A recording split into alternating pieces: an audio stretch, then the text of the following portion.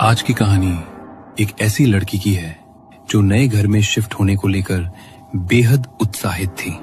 उसे लगा था कि वो एक नई शुरुआत, एक नई जगह करने जा रही है। लेकिन जैसे ही उसने उस घर में कदम रखा, कुछ ऐसा हुआ जिसने उसकी सारी उम्मीदों को तोड़ कर रख दिया। चलिए जानते हैं कि उसकी किस्मत में क्या लिखा हुआ था।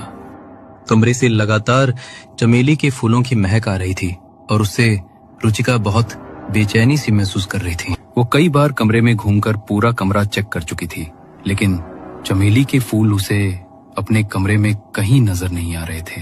अचानक ही उसके कमरे का दरवाजा जोरदार आवाज के साथ बंद हो जाता है, जिससे रुचिका चौंक जाती है। रुचिका जाकर दरवाजा खोलकर कमरे से बाहर झांक कर देखती है।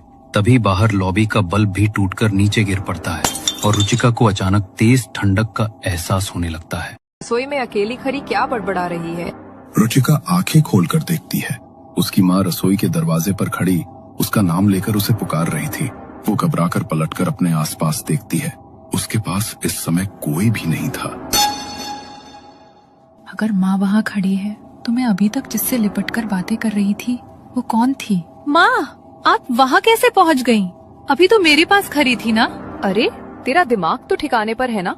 मैं तो अपने कमरे में गई थी। मेरे कपड़ों पर तेल गिर गया था तो कपड़े बदल रही थी। फिर मुझे रसोई से तेरे सिसकने की आवाज आई। यहाँ आकर देखा तो तू अकेले में न जाने क्या बड़बड़ा रही थी। रुचिका का सर चकराने लगा था।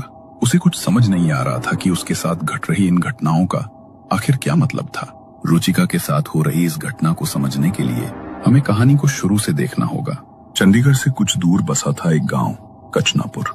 शहर के कोलाहल से दूर मनीष ने इस गांव में एक टुकड़ा जमीन लिया था और एक झोंका बीना की गर्दन पर महसूस होता है।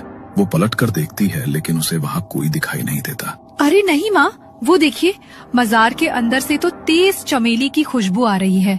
लगता है अभी अभी कोई आया है।